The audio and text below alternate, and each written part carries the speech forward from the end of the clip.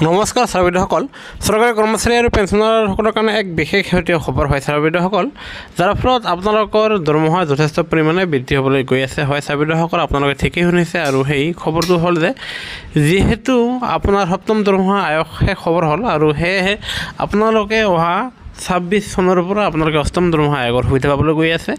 আৰু সেই অষ্টম দৰমহা আয়োগৰ ভিত্তিত আপোনালোকৰ দৰমহা কিমানকৈ বৃদ্ধি পাব পাৰে, ইয়াকে লৈ এক শেহতীয়া খবৰটো প্ৰকাশ পাইছে, যিটো আমি পোনে পোনে লৈ আহিছোঁ ছাৰ বাইদেউসকল।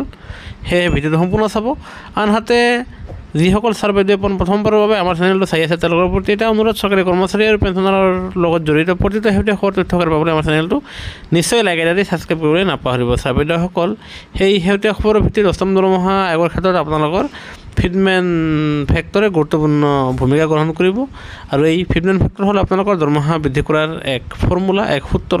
সেয়েহে আপোনালোকৰ ফিটমেণ্ট ফেক্টৰ 1.92 হ'ব বুলি জনা গৈছে। আৰু যাৰ ফলত বৰ্তমান সময়ত নিম্নতম দৰমহা যি 18,000 টকা লাভ কৰি আছে, তেখেতৰে সেই বেছিক পে আপোনাৰ 18,000 টকা সেয়া বৃদ্ধি হৈ আপোনাৰ 34,504 টকা হ'বগৈ, যাৰ ফলত পোনে পোনে আপোনাৰ 14,504 টকা বৃদ্ধি পাব আৰু তাৰ ঠাইত অন্যান্য ভাত্তাসমূহ লাভ কৰিব। আৰু ঠিক তেনেদৰে আপোনালোকৰ যদিহে 25,000 টকা আপোনালোকৰ বেছিক, তাক আপোনাৰ 1.92 যেতিয়া পূৰণ কৰিব, সেয়া হ'ব 48,000 টকা।